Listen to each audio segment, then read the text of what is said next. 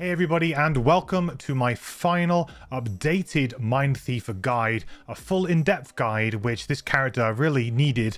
Some of my earlier videos on the channel, if you've been following me for a long time, I have lots of short videos. That's how I kind of started. I started trying to do short and sweet guides to characters, but people really wanted more detail, and loads of people really like to talk about the characters in Gloomhaven and lots of stuff. Like, the game really provokes a lot of good discussions and lots of interesting discussions and build directions and things like that, item builds and all of the other stuff that comes in between. So a short guide really doesn't always do the character justice. So I'm going back now and I'm redoing some of my earlier guides in which I only did sort of more shorter, kind of short form guides for. I'm going to flesh them out into the full length guide version like I did with most of the unlockable characters, or all of the unlockable characters for the game. If you do enjoy this video, please do toss a like and subscribe. It helps me out so much here on YouTube. And thank you all so much for all of the support, for all of the people who have already done this. The channel is growing really well, and I just have to sound blown away really by the support that people have. So very kind of you all, and thank you all so much. And I'm glad that you're all kind of enjoying the content and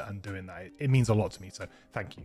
If you would like to watch me play some Gloomhaven live, then come over to twitch.tv/ManageRequest every Monday, Wednesday and Sunday. If you'd like to check out some live Gloomhaven gameplay, Mondays and Wednesdays at the moment are the Deadly series, where we're playing through the game on the hardest difficulty, Deadly, from start to finish. And Sundays is the community save, so that's when I actually play multiplayer with viewers. So if you'd like to maybe play a game with me, then Sunday is the best stream for that. All right, that's enough of an intro. Let's crack into the Mindthief.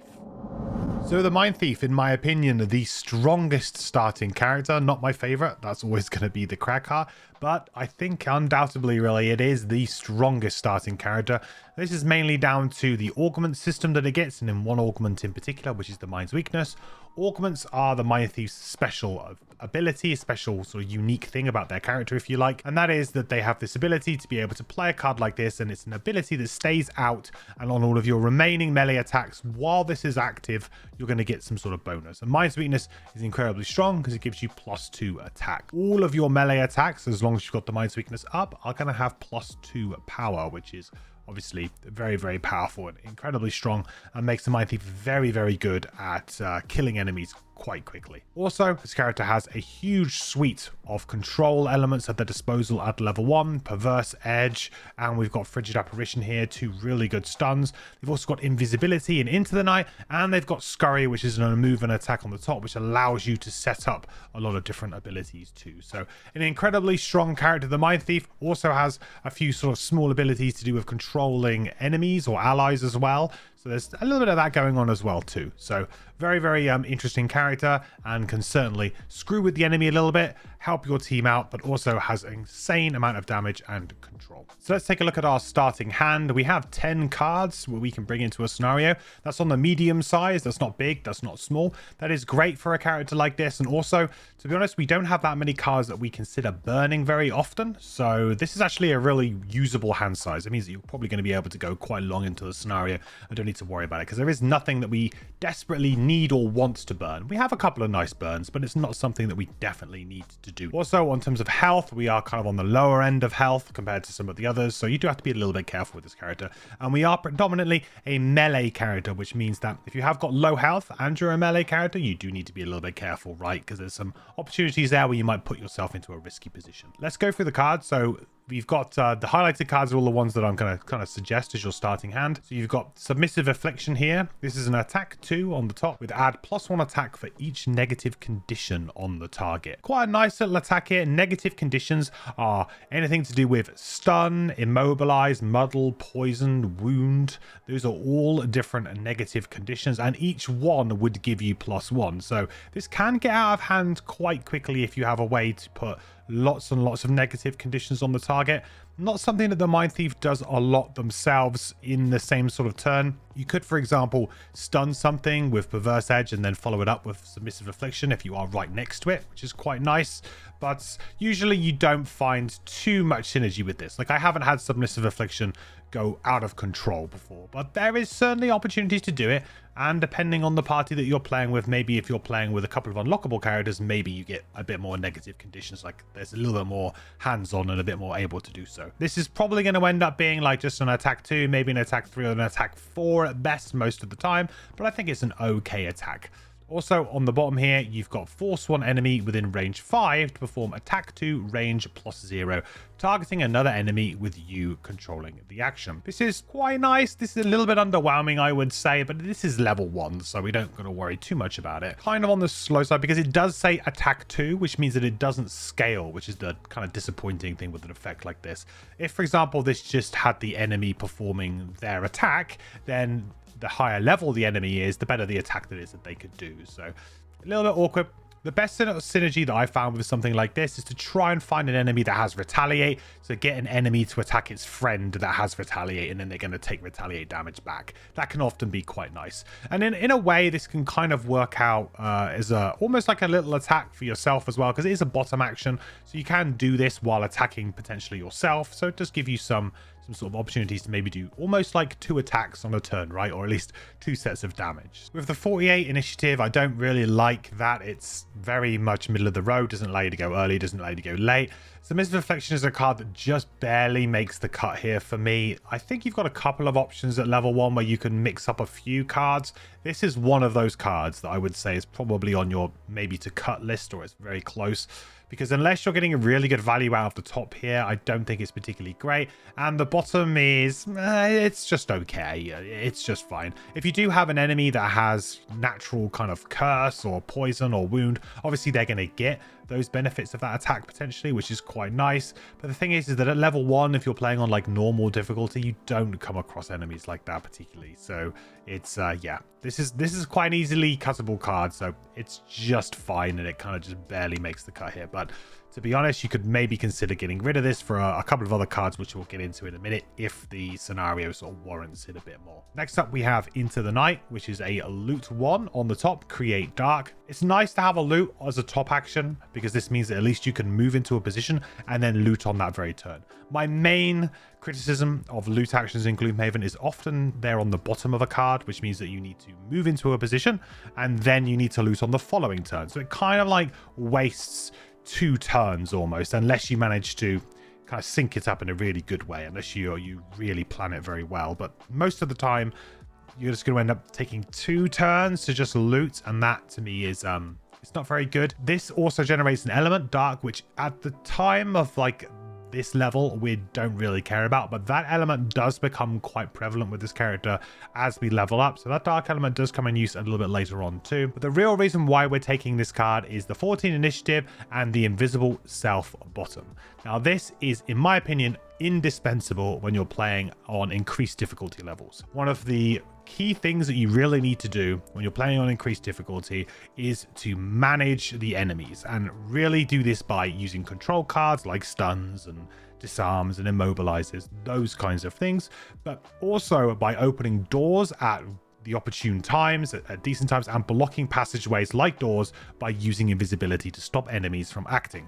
This gives you a very, very safe open in which you can just walk into a room, go invisible, and then make sure that any of the enemies can't act if you go invisible on the door, or if you want them to act, maybe you go a little bit further in. Because this is on the bottom of a card, it does make it a little bit tricky to do that, but that's why we have Scurry here, which we'll get into later. But Scurry is a great enabling card for this. So basically the idea is that we scurry into a room and then we use Into the Night either on the door or maybe either backwards or forwards into the door, just to position the enemies how we want them to, really. This also allows you to just go on a very safe long rest. So if you're in the middle of a bunch of enemies and you're like, I need to rest, if you can go invisible, and then you can long rest in safety, knowing that they won't be able to target you during your long rest. So that's another really good option. To be honest, the loot on the top of this is actually, I don't mind it. Like I said, I don't normally like loot cards, but this is the best spot for it. You can get very rich on the Mindthief, definitely a character that can get very, very rich, and you've got lots of things to spend money on with this character, so it's not like you're not using that gold. Like maybe the Scoundrel, I find, doesn't necessarily always need all of that gold. The Mindthief definitely has some really great enhancements and some really, really great items that they want to buy. Into the Night, fantastic card, and at increased difficulty level it is definitely something that you need. If you're playing on lower levels of difficulty, you probably find that the invisible stuff, although it's still obviously useful, won't be required. So what I mean by that is that you could probably open a door, run back, and maybe they don't have as much range as they would on increased difficulty. Maybe they don't have as much movement as they would on increased difficulty. So therefore, the enemies can't kind of pressure you immediately. Whereas if you open a door when you're on deadly difficulty or insane difficulty, any of those, then essentially, you know, the enemy's movement and range might be so high that they could just immediately bust into your room where your other mercenaries are and start pressuring you straight away and start attacking you straight away, which is why this is so important. Next, we have Fearsome Blade, which is attack 2, push 3, 1 XP. Super, super good card. I really, really like Fearsome Blade. This push on the top comes in use so often, both in the campaign mode and in Guildmaster mode. I would say in Guildmaster mode, it's probably a little bit better because in the campaign, you have a lot of traps, but the traps are usually just like immobilizers, or they're a mixture. They might not just be damage, whereas in Guildmaster, they're often just damage. But the idea here with Fearsome Blade is honestly just to push enemies into traps. That's all you really need to focus on. Trigger those traps, get the extra bonuses, either the damage or, like I say, the negative conditions sometimes that comes with it. And with the Mind's Weakness, which we'll come up to, this could be quite a nice attack, an attack of 4 instead. Also works quite good against Retaliate enemies. So this character does struggle a little bit against Retaliate because you're predominantly melee based. So this allows you to play around Retaliate, because if you push a Retaliate enemy away, then the Retaliate doesn't trigger. So really, really nice top effect here, and super useful. A really good utility attack, and actually can do quite a bit of damage. 27 initiative is just fine. It's middle early. It's probably not going to make you go earlier than some enemies or most of the time, but it means that you're probably going to be towards the start of the order. The bottom is move 4, attack 2, and this is a burn effect. Now this is quite nice to have because sometimes at the end of a scenario, you just need to move somewhere and you need to finish an enemy off. And that's what this does. It just allows you to go and get that bit of loot, go and finish off an enemy off, go get that chest if you want, whatever it is you need to do, get 2 XP. And when you're kind of farming XP at the end of a scenario, you can just do the move. Even if there's nothing to attack, you do the move. You skip the attack, you still get the 2 XP. So it's a nice way to just guarantee 2 XP at the end of a scenario too. Next up, we have Feedback Loop. Feedback Loop is another augment. So here's our first augment actually that we've looked at in detail. So on our melee attacks, we can gain shield 1, attack 1. Whenever another augment is played, discard this card. So basically what you do is when you play this, it goes into your active area. And if you're playing on digital, that would be either sort of like in your hand when you're choosing your pick cards phase, but also you can find it on your portrait at the top. So when your character portraits along the top, you will be able to click on the different icons up there. And if it's something that is in your active area that can be discarded, you can click it and it'll ask you if you'd like to discard it. Sometimes a good idea to remember to discard augments to try and get extra turns. Not super needed on lower levels of difficulty, but something that you definitely need to think about when you're playing on increased. This character does have a kind of shieldy tanky build that you can go. There are other cards that you get access to that can kind of supplement this in different ways. I think it's kind of janky. I don't think it's particularly great. I've tried it. If you were playing 2-player and maybe someone really wanted to play the Mindthief and somebody else wanted to play something like the Scoundrel or something, and you really needed some way of maybe doing a bit more tanking in some strange way, maybe. But honestly, this is not the strength of the character in my opinion at all. So you will be doing more of a niche strategy, which can be fun and it's something that you can try out, but it's definitely the weaker build here. Maybe a little bit of XP gain, because of course you can just play this to try and get an XP for just playing the augment. So 79 initiative is a late initiative, and it's one that we do need a couple of lates. I think it's important for every character to have at least one late initiative that they can kind of reliably play when they need to, because you don't always want to go early. Sometimes someone says, hey, I'd like to open the door, and then you look at all your cards and they physically can't go before you because of all of the initiatives that you have might be really low. I think there is definitely some merit to having at least one late initiative, just so you can see how the board kind of plays out, let the enemies do their thing, and then maybe you jump in, be the last character to act, jump in, and then you go early the next turn, so you kind of almost get 2 back-to-back turns, which is always quite nice. But the bottom of this is really where the action is anyway, which is move 4, jump. If you end the movement in the same hex you started in, you can perform muddle, target all enemies move through. Now that extra bit of text at the end there, I think Maybe once every 5 or 6 scenarios I might consider doing that. You don't play this card for that. You definitely play this card purely for the move 4 and the jump, just to try and position yourself better. This character does suffer a little bit to begin with movement. You don't have some great move, and being a melee character, you need a bit of jump, I think, because that will allow you to get yourself into good positions to be able to actually attack people properly. When you're a melee character, you know, it's not as easy as it is with range, where you can just have range 3 and just walk up to a hex and then you've got range 3 and you can attack. You actually physically need to get next to the enemy, which can be difficult because other enemies in the way, or traps in the way, or potentially difficult terrain or hazardous terrain. So there's lots of things that can affect that. So jump, very, very important on a melee character. So that is really why we're running feedback loop. Next up, we have Gnawing Horde, which is a summon, which is Summon Plague Rat. It's got 6 health, 1 move, 2 attack, and it has poison, so it's attack, supply, poison. 2 XP, and it's a burn because it's a summon, so once it's out, it's out. This is actually a pretty strong level 1 summon, I would say. It's got 6 health, which is decent, which means at lower levels of difficulty, this thing's probably going to stick around for quite a while. It's got poison, which is a really nice effect to add. Also combos quite nicely with Submissive Affliction, potentially, right? And just poison in general. It's a really good effect. Blocks enemies from healing. Also just gives you extra damage against that target. So poison is one of the better negative conditions that something like this could have. The 1 movement, though, does make this really awkward because it means that this guy's just not going to be able to get to the enemy a lot of the time, and after the first room it's gonna need some help to move along. So potentially you'd have to use another different card, like for example Possession, which we'll get into, but you might have to try and give it a help along with either yourself or with other characters. It's 1 movement is really quite poor. I think this is probably one of the better level 1 summons in the game. It really is, but it's that 1 movement and being a melee, and the fact that I always play at increased difficulty, and summons are generally,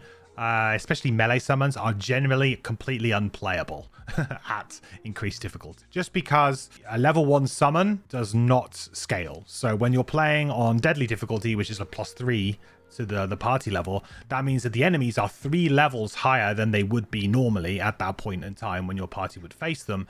So, you know, basically summons are already completely outclassed, so it makes melee summons completely unplayable. Range summons can still be playable, but yeah, melee summons unfortunately not, because they're just going to die to retaliate or just for 1 hit, because the enemy has the potential to hit you for quite a lot in 1 single attack. 82 initiative is a nice late initiative. Move 4 on the bottom here. Now this is the reason why I actually considered bringing this card instead of Submissive Affliction. Like, this is actually something that I was considering to sort of recommend instead of Submissive Affliction, and also maybe instead of Withering Claw, which we'll get to Withering Claw in a bit. Movement on this character can be a little bit awkward because you have quite a lot of attacks on the bottom of your cards. You have a lot of effects on the bottom of your cards that you want to do, which means that, you know, you need to have a couple of bankier kind of cards really to be able to move with. And yeah, I think at level 1 you do struggle a little bit. You could make an argument as well that the move 4 is good enough, and then you just get 2 XP by burning the summon towards the end of a scenario. That's also very legit, and to be honest, might actually be the correct choice here. Yeah, Gnawing Horde is a card that I feel like if you're playing on increased difficulty, bring it for the move 4. Like, that's really what you're going to be bringing it for. If you're playing on low levels of difficulty, I think the summon's actually pretty decent. If you're playing on normal or easy, I think the summon is actually pretty decent and pretty fun. Next, we have the Mind's Weakness, which is the hallmark card for this character. This is the one that everybody really talks about because it is just so good. On all of your melee attacks, add +2 attack. It's an attack 1 itself, so basically it's an attack 3 because you put that down and then you do the Mind's Weakness and you get the +2 immediately. This will attack for 3 on its own, get you 1 XP. The thing with Mind's Weakness is that you play it, and quite honestly, if you're not worried about exhausting, you can just leave this up forever. One big kind of negative about the Mindthief is the Mind's Weakness is so strong that it kind of makes every other augment just not worth it in many ways. And it's a little bit of an issue with the character design. If this was just add +1 attack, possibly it might be too weak. I don't know. I haven't particularly tried with that, but it's just really, really strong. Like really, really, really strong. Generally speaking, the Mind's Weakness is the best augment that this character gets, and you get it at level 1. And unfortunately, it's so good that all other augments kind of aren't worth playing because you just want to keep getting this +2 attack bonus. 75 initiative. We don't really care too much about the initiative on this card. It's a good way of going late if you wanted to set up, so play the Mind's Weakness. An opening turn for this character, for me, usually looks like Perverse Edge and the Mind's Weakness. So you use this for the bottom to stun something, and then you play the Mind's Weakness and you just get that +2 attack ready to go. You just get that buff ready to go. Absolutely, just trying to get the Mind's Weakness out pretty early is usually just a really good strategy. Even if you feel like you're having a turn where, well, I'm not attacking anything because I can't, or I'm not getting the bonus of it, don't worry. Just keep it up all the time if you're new. Don't worry about trying to discard it or try and get funky with the playing of your augments. The bottom is an attack 1 and wound, which funnily would actually combo really well with the top if you could, because it would be an attack 3 and wound. But this is one of those kind of effects where I don't regularly use it, but in certain situations where perhaps you're against like a living spirit that's got really high shield, low health, so you think just chuck a wound on it and it could die. So it's very situational, and it's usually when you have a particular enemy who is weak to wound that you would start to consider this, but otherwise it's all going to be about the top. Next, we have Parasitic Influence, which is another augment, which is on our melee attacks, heal 2 self, attack 1. Sort of on the same vein as the tanking build earlier that we saw with Feedback Loop. I don't think this is particularly great. I don't think you really need to heal 2 like every turn or every attack. This is one of those kind of cards where I wouldn't mind it if you were to put it in and just occasionally just play it to get a heal 2 out of it. We do have another way to heal ourselves coming up, which we'll talk about a little bit more. But yeah, this is an underwhelming augment, but it might have some situational use in certain scenarios or in certain spots. Keep an eye on it, but I don't think it's strong enough to actually run in your main deck, your main hand most of the time. 71 initiative is, yeah, most of these kind of augments seem to be in the 70s of their initiative. So force one enemy within range 4 to perform move 1 with you controlling the action. This is something that I think has some fun use sometimes. I really wish that it was more than one move. I wish it was move 2. If it was move 2, I'd actually consider maybe bringing this in over something like Submissive Affliction, because being able to get an enemy to move a little bit could put you into a trap or put them into a really bad disadvantaged position, move them into a group for an AoE or something. Just the move 1 just makes this really annoying because it's hard sometimes to get an enemy to do that. Now, there are certain enemies that I think this is stronger against than others. So very good against archers, because archers like to lay traps and they usually lay them in the hex in front of them. You can just get them to move 1 hex forward and that will probably put them into their own trap. So there are some enemies that this is actually not too bad against. It's pretty much useless against flying enemies though, so bear that in mind. Just kind of like this card is just all too niche.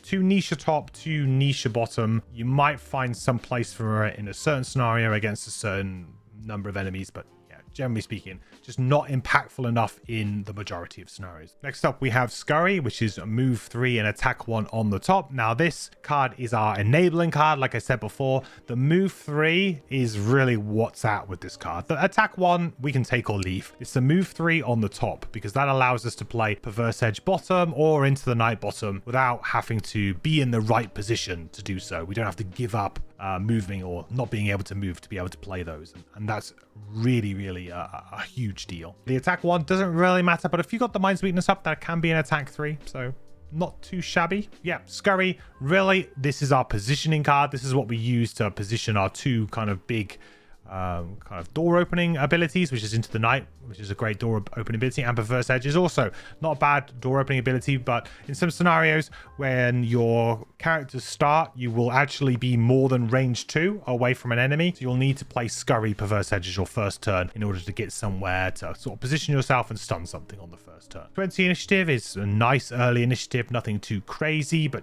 say generally speaking, you usually pair this with either the 8 initiative on Perverse Edge or the 14 on Into the Night, so don't really worry too much about that initiative there. And the bottom is loot 2 1 XP, and that is a burn. That's a pretty sizable loot there, and it gets you an XP, so a nice way for you to be able to get super rich on this character. It's just an all-round great card, and that loot too will probably be used towards the end of a scenario. Or to be honest, sometimes I find that Scurry is a card that I inevitably kind of get rid of through long rests or short rests as the scenario progresses too. Next up, we have Perverse Edge. On the top here, we have attack 3, add +2 attack, and gain 1 XP for each negative condition on the target. It's like a supercharged version of Submissive Affliction, but it is a burn, so that's worth bearing in mind. If you manage to get an elite or something that's got lots of different conditions on it, this can be a really sweet attack against an elite, so definitely something to keep in mind. However, burning the top of Perverse Edge, I think, is a very bad move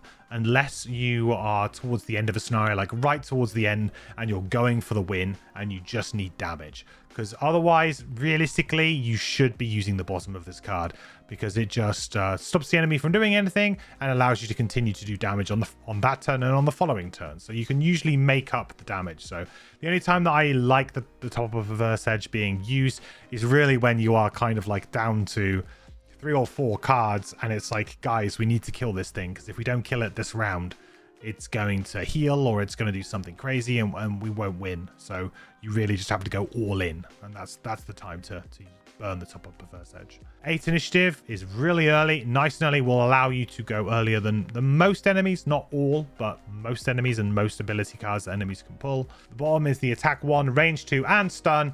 And like I said, this is just super powerful. Create ice is also very important here. This is the first card that we've come across that creates ice, and ice is the main element of the Mindthief. This is one that you are going to want to create and use regularly. So keep an eye on that, but very reliable use of ice generation here on this card. The main limiting factor of this card is the range 2, which is why I really like enhancing this to range 3 pretty quick if you can, because that does give you so much more flexibility. You don't really care about the attack 1. It's really all about stunning something. Like, that's all it is. It's about locking an enemy down, stopping them from being able to take a turn, so that you can set up and your allies can start doing damage to that enemy. Locking enemies down is the most impactful thing outside of killing an enemy that you can do in Gloomhaven. So if you can't kill it, lock it down, and Perverse Edge does an amazing job of doing that. Next, we have Empathetic Assault, which is attack 4, range 5, disarm, create ice, and 2 XP, and it is a burn. It's probably not surprising that it is a burn. That is a huge attack for a level 1 and huge range. I mean, range 5 is, that's going to hit pretty much anything that you want most of the time. Disarm as well is not quite as good as stun, but actually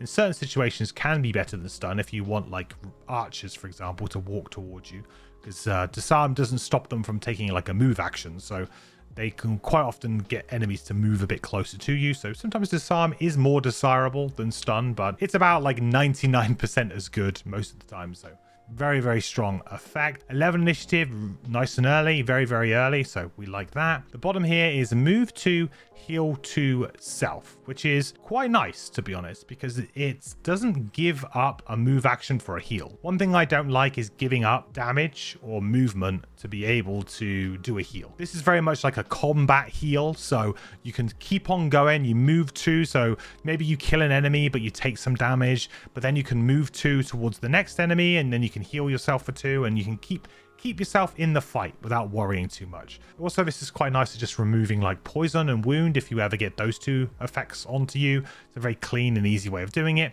And the other reason that a lot of people really like this card is because it has the holy enhancement dot next to the heal 2 here, which allows you to add strengthen to this card if you want to, which is a completely busted enhancement. As just a role-playing card, this is quite good. I like this. It just keeps you going, gives you a nice low initiative, keeps you topping up your health, keeps you moving along, and then if you really get yourself into trouble, you've got the top of Empathetic Assault here to just get you out of a bind if you've got like some really horrible archer at the back of a room that you just can't get to, or for whatever reason. So yeah, really like this card. It's an all-round, it's a great package of a card. Next up, we have Withering Claw. This is another Orcament, and this one is on our melee attacks, add Muddle and Poison, and doing an attack 1. Quite nice. This actually adds the kind of negative conditions, right? For submissive affliction or potentially perverse edge top. This is a way for you to add negative conditions to the enemy. The problem with this is that it's pretty much always going to be better to just hit them for 3 with the mind's weakness. That's the kind of problem. Like the setup required is just not really there for me. So Withering Claw is okay, but really it's not that good. Muddle is one of those effects where it can occasionally help you out, stop you from drawing, you know, additional damage, but sometimes it does absolutely nothing. Muddle is just like not an effect that I really value in the game. It's more of just like it's a nice additional thing to have. Maybe it'll do something, but unless I'm playing some kind of really prevalent cursing strategy, Muddle is very much just like it's nothing that I would choose. It's just something that, hey, if it's there, we can use it. So really you're focusing on the poison here, and this will obviously allow each extra attack after this to have +1 against the enemy. But I mean, you've got the mind's weakness, so why don't you just attack it for, you know, an additional 2, which is basically 2 charges of poison. Withering Claw definitely goes down in value a lot when you're playing with just 2 characters as well, but could potentially go up in value if you've got 4 mercenaries, or if you're playing like a summon heavy strategy or something like that, in which case like poison obviously becomes better because more people can benefit from that poison. 77 initiative, another 70 initiative augment, and the bottom is why this card just about makes the cut for me, which is immobilize, target 1 adjacent enemy, and then move 3. So this will allow you to disengage from an enemy if you want. Perhaps you can attack them and then move away. The other good thing you can do with this is you can actually just use like Fearsome Blade with this. So you could, in theory, go on 27 initiative. You could just immobilize them, decline the move, and then just attack them and push them away. There's some nice little things that you can do there. And immobilize is quite a nice way of just disengaging if you need to run away and still keeping an enemy locked down maybe. I think this is one of those other cards that I think maybe you could switch this out. Like if you wanted to run Gnawing Horde instead, or if you wanted to get rid of Submissive Affliction. Like, I feel like these, so this card, I think this card is probably not really ever playable. It's gonna be very hard to play this. I think this card's sometimes playable. I think Possession, which we'll get to in a minute, is sometimes playable. So Withering Claw is one of those cards that, again, it's on the fringes. It's on the fringes, and it just about gets there because it does some level of control, and it's got move 3 stock on it too. So speaking of possession, which is 1 adjacent ally, may perform an attack 6, 2 XP, and it is a burn. So quite nice here. An attack 6 is a huge attack, but it's not outside the realms of something that you could do without burning, which is what makes this kind of a little bit awkward, I think, for this character. Because you've got the +2 and the fact that this is adjacent ally, not you, so you don't get the benefit of the mind's weakness. But if you think about like a really good submissive affliction, this could easily attack for 4, maybe even 5 if you really planned your turns out well. And you're starting to get into the realms of this. So is it really worth a burn? I'm not so sure. The other thing is that at level 1 you have a pretty miserable attack modifier deck. So this attack 6, you could easily, you know, flip your -2, your -1. You know, your ally may not have a great attack modifier deck, so it might not be strengthened, so they could miss. Like, it just, to me, this is a very all-in attack, and I've never been a big fan of single target big attacks like this, because if you whiff for whatever reason, draw your miss, or you get a -2, it just feels so bad. So you need to be strengthened for this kind of effect, really, and that's really awkward. So to make sure that your ally is strengthened so that when you get them to attack, they get the advantaged attack. Like, it's just awkward. So if this was on the bottom of a card, I think it would actually be very usable and very playable, because then it gives you potentially the double attack like I've talked about. But the fact that you're giving up your own attack to give somebody else an attack 6 because of the position on the card, because it's on the top of a card, I think that really devalues the action even more. So yeah, just unfortunately not particularly playable. 51 initiative, right bang in the middle of the initiative, so pretty rubbish, to be honest. The bottom is 1 ally within range 3 may perform move 4. So this is a way that you could help somebody catch up that maybe is really far behind. You could give it to a summon that they can do it. Importantly, though, this does say 1 ally within range 3 may perform move 4. This is one of these kind of cards that almost slips into the grey area of rules in Gloomhaven. So this would actually be the ally would be taking the movement themselves, which makes sense if you're giving it to, for example, another mercenary, right? You're giving it to your friend who's playing. Sure, they would want to decide where they get to move. However, if you give this to a summon, the summon decides where it wants to move. And if there is no focus, then the summon won't move. So this is a bit awkward. It can't really be used to help a summon catch up at the end of a room. It doesn't really do exactly as you may think it does. So you can use it on a summon as long as there's something for them to go and attack or for them to go focus on that they could get to with unlimited movement. But if there isn't, then yeah, it's not going to do anything. I think maybe granting the move to your allies at the bottom could be situationally good in some scenarios, but realistically, again, a bad value top burn and very niche bottom here, so probably not going to make the cut. Finally, and last but not least, we have Frigid Apparition, which is an attack 3, consume ice to add stun to the attack. Super good, so useful, and this is how you lock down an enemy for even longer.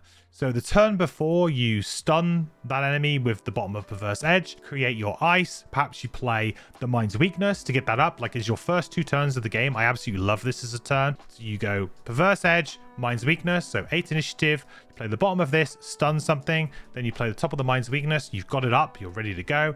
On the next turn, you use Frigid Apparition, and you could even use something like Empathetic Assault to go on like 11 initiative if you wanted to. Move in with 11 initiative, stun them with Frigid Apparition, and then they've been stunned for 2 whole rounds, which is just an insane amount of value. Just really helps you gain a foothold in the scenario. And plus, because of the Mind's Weakness up, this is actually going to be an attack 5. An attack 5 with stun, which is just like off the charts good for a non-burn at starting level.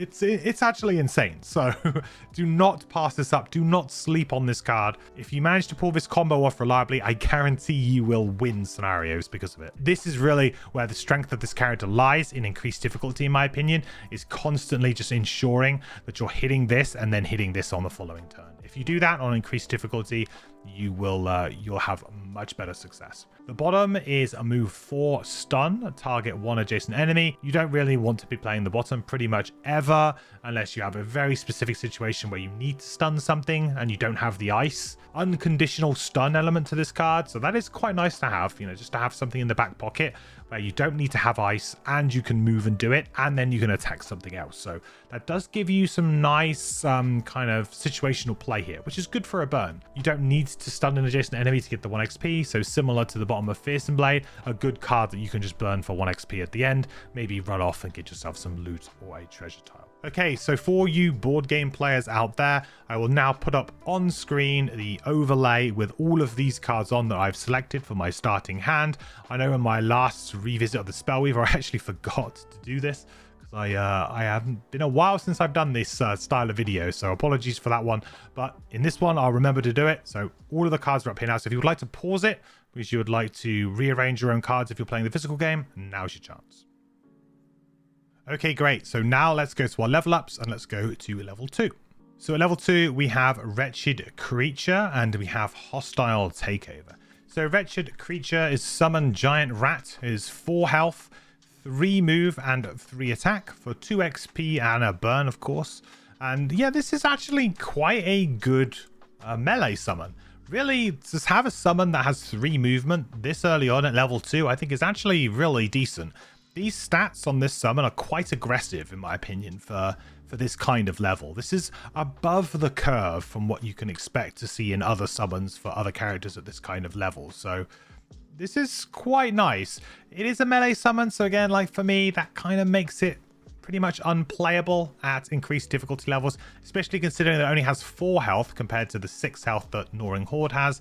But that 3 move will mean that it will be able to move and attack, move and attack, move and attack pretty regularly and won't get left behind. So you're playing on lower levels of difficulty and you want to go for more of a summoning type build, you can't go too wrong with summon Giant Rat and getting this Giant Rat. So yeah, not something that personally I will recommend and I will play with for kind of consistently good play, but certainly if you're going for a more of a summon build or you're just having some fun and you just want to, you know, choose whichever card like appeals to you, this is actually above the power level for summons at this level. 84 initiative is nice and late, and all summons generally have late initiative.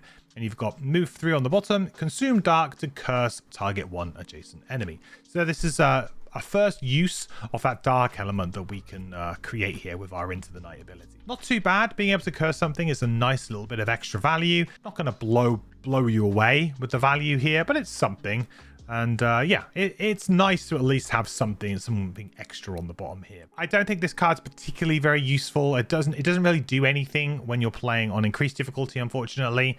So for me, I usually pass this card up. But yeah, as I said before, I think the summon is actually quite playable at normal difficulty and can be fun. So if you are going for a summoning build, you can do a lot worse than Wretched Creature. The other card is Hostile Takeover. Now, this is much more in the vein of what I'm looking for when I'm looking for cards to select for my builds. So you've got attack 2, range 4, and immobilize, create ice, and 1 XP. So we've got another really nice control tool here.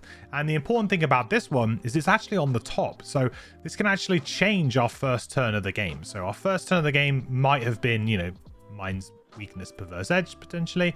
Now it could be Hostile Takeover and Perverse Edge. And now we can immobilize that awkward melee enemy who's going to be coming up and attacking us or pressuring us, and then we can stun maybe something else as well. So potentially you can lock down 2 enemies. 9 initiative this card has as well, so super nice early initiative too.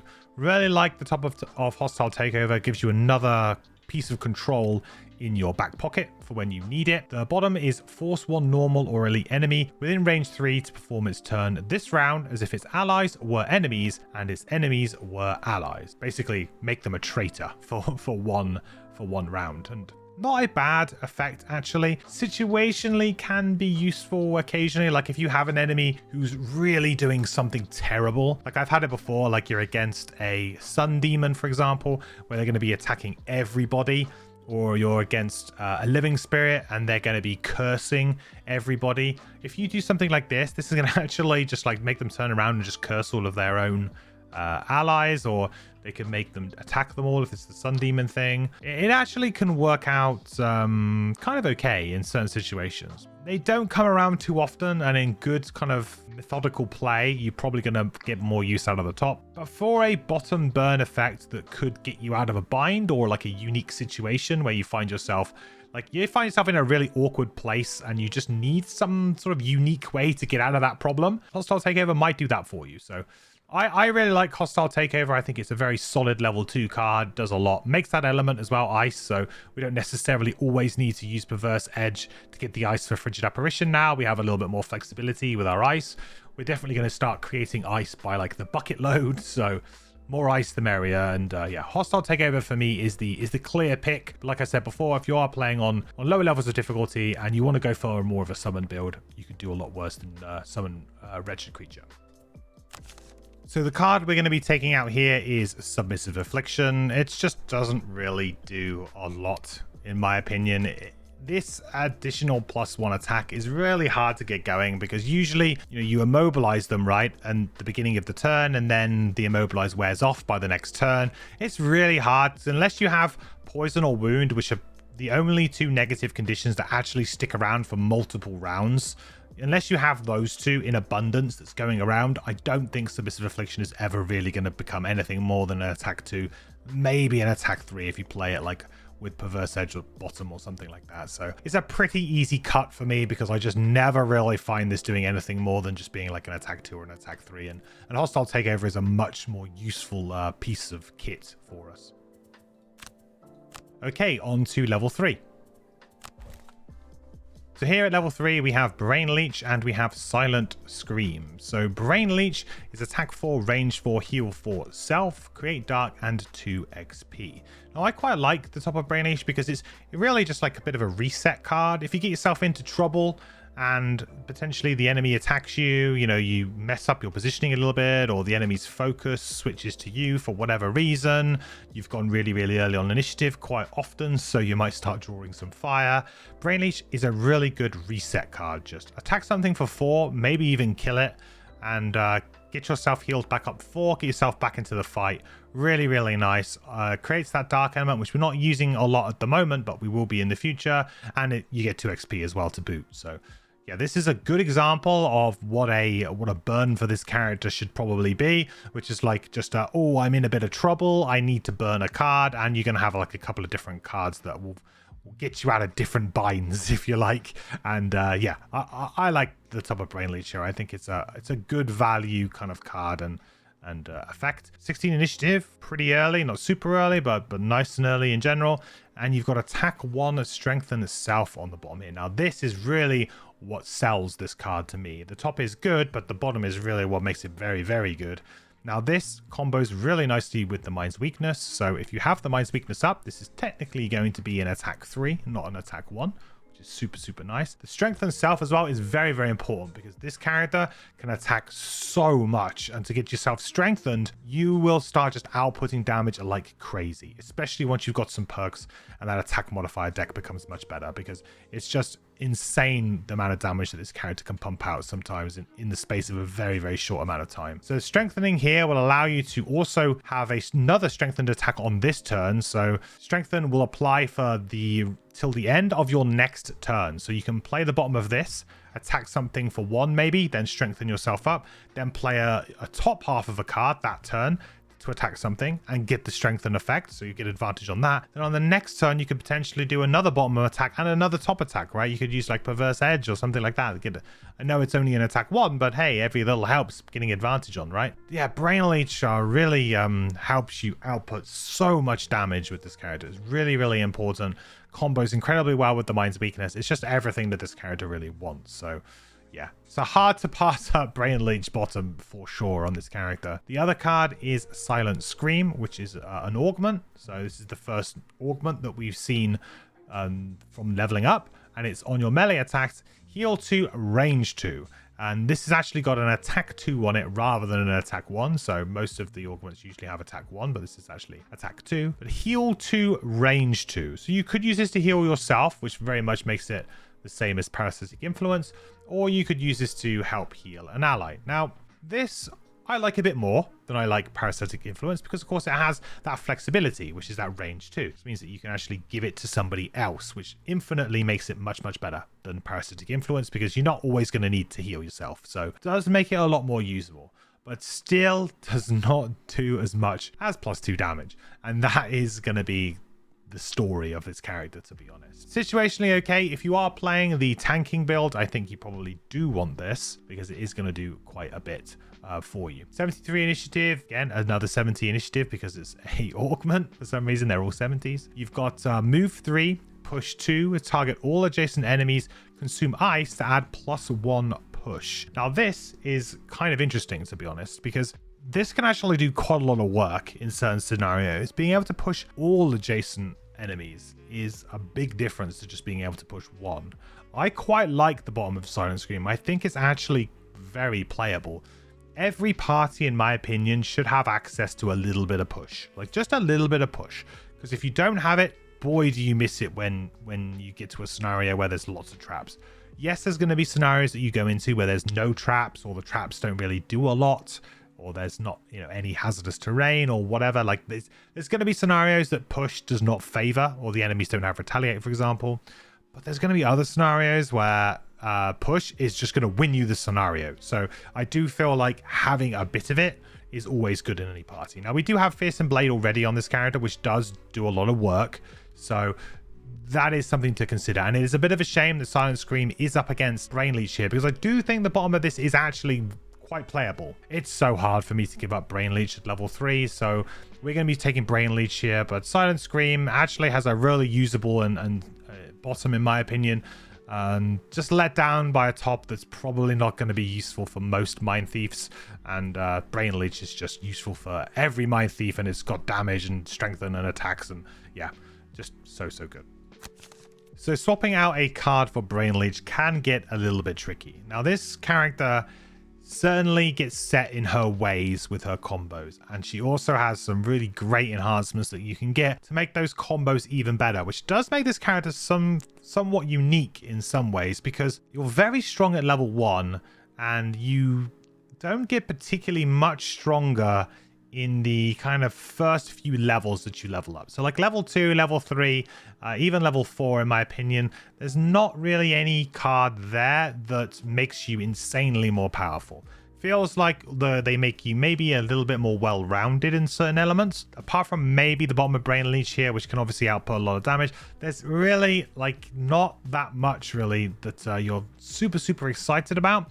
And also, it's really hard to upset your hand because you have so many cards that you really want to play together. Like you want to play Into the Night with Scurry. If you're not playing Into the Night, then you still need Scurry for Perverse Edge. But if you're not playing Into the Night, like, do you always want Scurry? Like, there's so many different kind of permutations of how you really want to set this character up. Now, I'm going to be a bit controversial potentially, and I'm going to be taking out Empathetic Assault here. Pretty much based off of the fact that the bottom of this is going to be mainly just used as a move 2 for me. I'm going to make sure that I don't get hit as the Mindthief. I'm going to make sure that I've got a tank. When I'm playing on increased difficulty, I don't really need to worry about that. However, this enhancement to strengthen on the bottom of this card is undoubtedly one of the strongest things you can really do with this character. So it's a bit of an awkward one because I'm kind of taking a card out here that ultimately you probably want to enhance with strengthen and will probably come straight back in again and just be really useful. So it's really quite an awkward one. Another card that you could consider getting rid of here is Withering Claw, but going to be basically taking out a movement card for something that doesn't move. That is something you can consider. So I mean, I've got a burn on the top here and a burn on the top here. So these attacks are pretty similar. They do similar-ish things. I mean, Empathetic Assault top is better than Brain Leech top, definitely. It's really hard to make a choice here. Sometimes I swap out Fearsome Blade, but then I immediately regret that I don't have any push. So it's going to be really difficult for you here to come up with a choice at level 3. I think this is one of the hardest choices that this character has, is actually swapping your cards out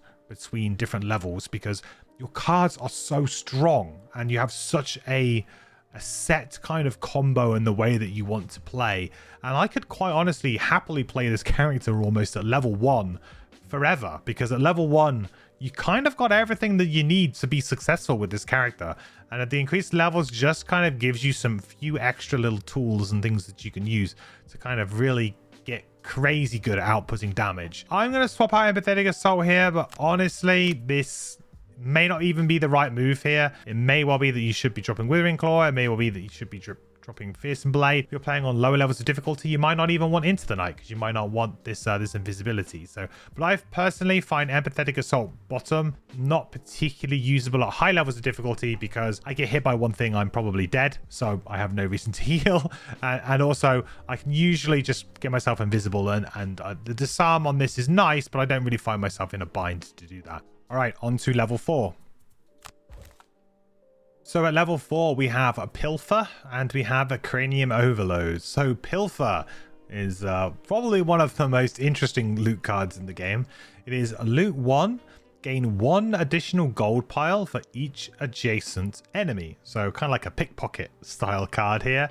Thematically, really cool. I really love Pilfer. Probably one of my favorite thematic cards in the game, actually. Really cool idea, be able to get extra gold because of the enemies that you have. However, in actual gameplay sense, it's I've never found it to be particularly great, mainly because I don't like going for loot cards, as I said before. So perhaps I've never really had the dream Pilfer that other people have had, where they've managed to loot so much gold off of an enemy. But personally, I just don't find it to be that good. It's maybe you end up getting yourself an extra 1 or 2 gold piles, and yeah, I mean that adds up over time, but it just never feels good to me to be picking a loot card at level up. You know, I want to be picking powerful cards that allow me to do really, you know, big damage abilities, or, you know, big control abilities, or something fun. You know, the Pilfer is kind of fun, but it's also kind of like weird, because why would you want to give up an attack to then take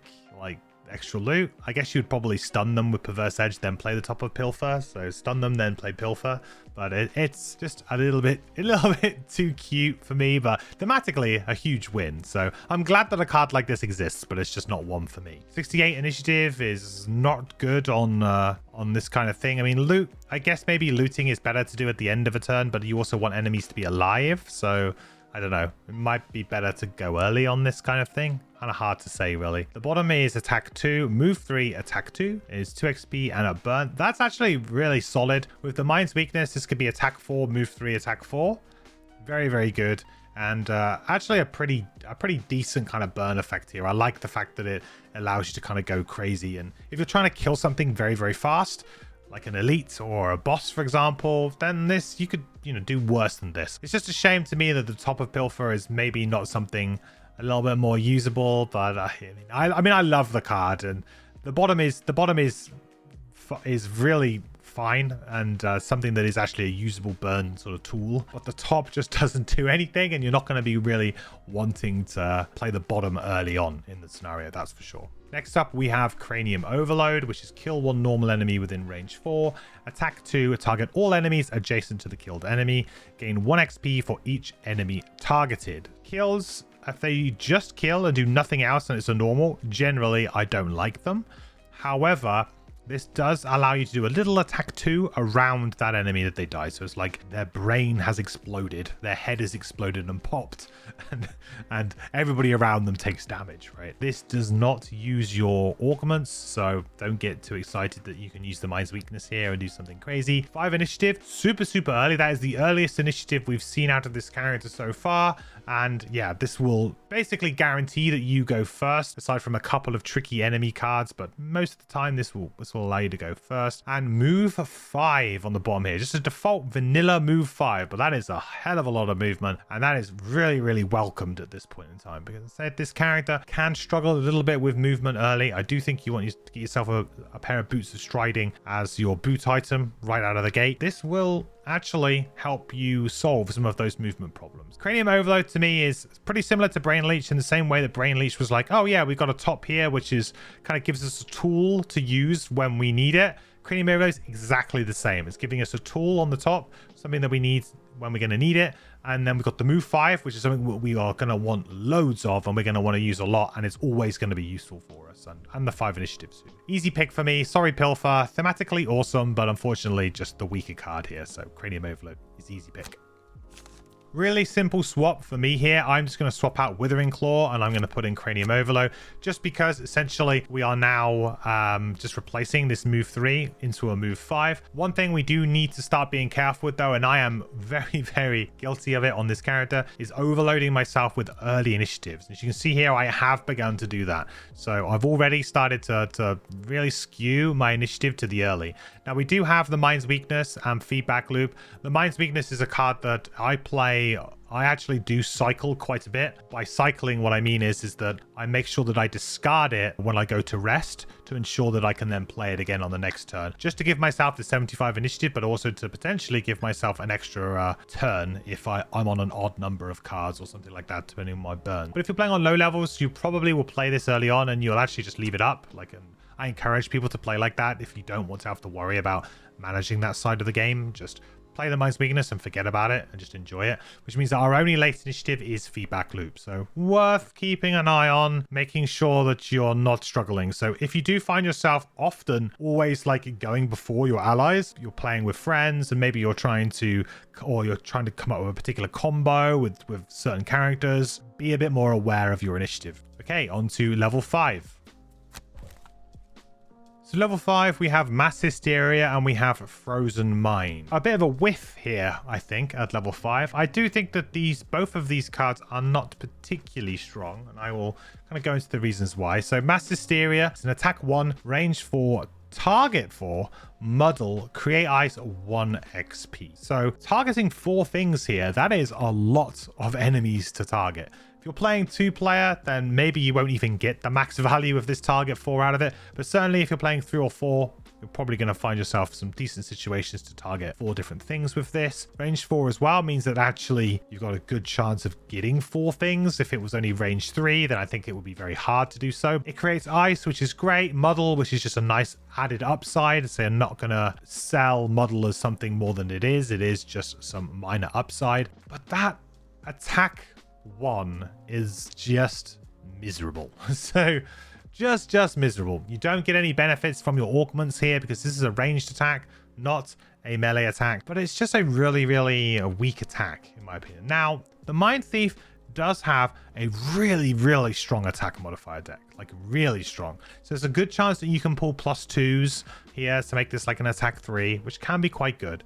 But if you're playing on increased difficulty, and at this point, if you're like level 5, they might have like shield 3, and Mass Hysteria does not get through shield 3. So I found Mass Hysteria at increased difficulty levels to be much more underwhelming than it is at lower because of that attack value. It really holds this card back. Now, if you do get strengthened, you know, which is quite easy to do, right? You can get brain leech, you can get strengthened, and then hit them with the Mass Hysteria. I think it's quite good. And if you are against enemies that just don't have any shields, it's just free damage across all of them, and that's actually really quite flexible. It's a little bit of an underwhelming card, and also the ice here, you already have many ways to generate ice. I feel like now you're just creating ice for the sake of it, so I don't think like you really need this for the ice generation. You've already covered all of that with Hostile Takeover and with Perverse Edge. I think we've got that, and also with our perks, we'll get to those. You can get some ice there. It's one of those cards where I've played with it on and off, and sometimes I find it to be completely useless, and I just really wish I didn't have it. And then other times I played it, and it's been decent, and it's done some work. So it's a really hard card to judge, and it's going to really come down to what difficulty level you're playing at, and ultimately like what you kind of want potentially in the sideboard too, because I think probably at this level we're going to be taking a card to go potentially in our sort of sideboard. Might not even make our main cut right away. 12 initiative is nice and early again, so we're not wanting for low initiatives with this character. The bottom is you may have 2 augments active at once. If a third augment is played, discard one of the others. Now this is not as good as it sounds. So a lot of people are like, well, hang on a minute. Mind's Weakness is the best one, right? So now we can actually get another one alongside it. That's going to be good. I honestly don't think that this character can really support this, because what's going to happen is you're going to use this, and this is a burn. You're down to 9 cards. So you're already straight away down to 9 cards. Then you're going to potentially put the Mind's Weakness up, and then potentially you're going to put something else up, like, I don't know, Feedback Loop, or perhaps you did take Silent Scream. If you are going to go down this route, you should probably know about it ahead of time so that you could maybe take Silent Scream. You're losing so many cards just to be able to have 2 augments.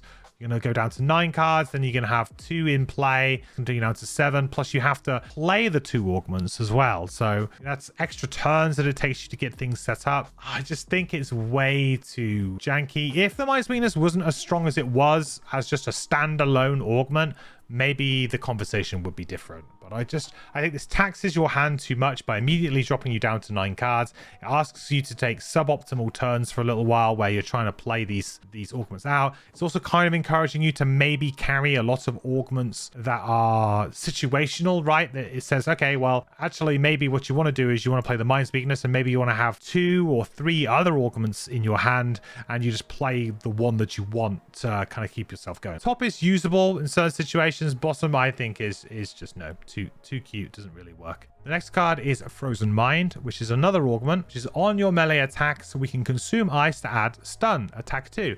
Now this is pretty decent, actually. Having a stun effect on an augment basically turns all of our attacks into Frigid Apparition. We no longer need to play Frigid Apparition. We've got this, which turns every single attack into it, which is nice. However, again, we are giving up playing the Mind's Weakness in order to play this. So we are lowering our overall potential damage output just to be able to stun things, to basically elongate the game. I don't really think that that's what you want to be doing. I think if you want to be trying to kill enemies first, and then secondary, you want to be stunning them. And I think that this is prioritizing stunning over killing, which I don't really advocate for. You want to try and kill enemies as quick as possible, like that's route 1 to success. And if you can't kill them, that's when you stun them. You don't want to be choosing this card over the Mind's Weakness, because you kind of want both, which then means like, okay, do you want to play Mass Hysteria? You could make a good argument here that the bottom of Mass Hysteria, the best situation is with Frozen Mind and the Mind's Weakness. A little bit too awkward for me. Potentially maybe in some situations, in some scenarios, it might be a little bit stronger when you just need to survive. So you just want to stun things because it doesn't matter if they die, you just need to survive. Anything competing against the Mind's Weakness is always going to have a hard time. The bottom is force one enemy within range 5 to perform a move 2 with you controlling the actions. A little bit better. This is what I really wished the initial one at level 1 was, right? I really wanted this to be that. So it's taken till level 5 just to get an additional range and an additional 1 move. That is not worth it in my opinion. Really not. I honestly feel like the bottom of this could have been on this and it wouldn't have been too good. This is a really awkward level. Level 5 in my opinion is the worst one for the Mindthief. At every other level after this, we're gonna have some good choices. But at level 5, it's a little bit average. Personally, I'm probably gonna take Mass Hysteria, but what I will say is I think it's absolutely fine here to go back and take something like Silent Scream to try and get this push, or to potentially to get Pilfered if you want to just try and get loads of money at some point. Most of these cards are actually just going to be going into our sideboard. Like, we're going to be picking a card here that we're not maybe immediately going to be running. We might be thinking about running it in the future, but we aren't probably going to be running it every single scenario. Maybe I'm going to be taking Mass Hysteria here, but I absolutely feel like Silent Scream is a great pick here. I think Pilfer, if you really want to just go crazy and farm loads of money, also a good pick. Frozen Mind, possibly, if your intentions are to have Mass Hysteria and Frozen Mind at some point. So swapping a card out, like I said, is not really something we're going to consider doing here. We're really happy with the way that our kind of hand is right now. We've got everything that we could possibly want, so we don't really want to upset that. If I was to drop one card here, I would probably consider dropping Hostile Takeover, just so that we've got something here that it's kind of a similar type effect. But I really value the Immobilize here when I'm playing on increased difficulty, because it's just more control, which is really essential when you're playing that. But if I was just playing normal difficulty and I wasn't really too worried about the Immobilize effect, perhaps you're playing with like an all melee party or something, so everybody just inevitably ends up next to enemies, so Immobilize kind of becomes useless, then I feel like you can get rid of Hostile Takeover and bring Mass Hysteria. But for me, I actually value this effect quite highly and I play around it a lot. But if you don't, and you're just playing lower level and you're just trying to maximize your damage and draw a lot of modifiers and stuff, then I think this is an absolute fine swap right here. Okay, on to level 6. So we might have had a bit of a stinker at level 5, but level 6 makes up for it. So we have Corrupting Embrace and Dark Frenzy, two absolutely excellent cards, and we're going to be taking both of these, spoiler alert, so we'll be taking the second one at level 7. However, the ordering that you take these will come down to personal preference in my opinion, but let's talk about them. So Corrupting Embrace is attack 1 Poison, then attack 1 Muddle on the top. This combos so well with the Mind's Weakness, turning both of them into an attack 3. So you're going to attack something for 3, then poison it, then attack it for 3 and muddle it. And because of that poison you just put on, it's actually going to be an attack 4, right? So it's going to be attack 3, then an attack 4, and then you add that muddle on there. Like I said, I don't really care too much about muddle, but it's a nice thing to have. So strong. Also, let's get to the bottom of this card too. 39 initiative, move 4, jump, poison, target all enemies move through, create dark. That on its own is just insanely good in my opinion. Just being able to move around, poison, and just poison a load of enemies up and then just focus on it just really helps out your allies. One thing I love to do is in a new room is just to kind of open the door and then use bottom of Corrupting Embrace with a pair of boots and just poison everything in the room, as much of the room as I can. Corrupting Embrace is absolutely everything that this character wants, as well as we can get strengthened, remember, with Brain Leech. So use the bottom of this, you get strengthened, then you get 2 more attacks off with the top of Corrupting Embrace with that strengthened. You're killing enemies so fast with Corrupting Embrace. Like, it's the enemies just absolutely melt to you if you have strengthen on Corrupting Embrace. And if you have managed to do some battle goals as well as your just regular perks that you'll have at this point in time from leveling up, yeah, it is actually insane. So Corrupting Embrace, incredible card. 39 initiative is kind of like the weak point of the card, I guess, but everything else is so good. Dark Frenzy is next. That is 10 initiative, so much earlier on this one. The top is attack 2. We can consume ice to add +2 and gain 1 XP. We could also consume dark to add an additional +2 and get 1 XP as well. So this could potentially be an attack 6 as it is, then with the Mind's Weakness, an additional 2, so an attack 8, if we manage to consume all of the elements. Now that is a very strong attack. Doing that against a boss, for example, you know that that's going to really hurt them, and you know that's going to do a lot of damage. So the bottom of this as well is actually, I think, the secret power level of this card too. Top is very strong, but the bottom is like, I end up finding myself using the bottom of this card, you know, more often than the top, quite regularly. And it's move 3, attack 3, range 3. So it allows you to move and do an attack and create your element and gain an XP, not a burn, on 10 initiative.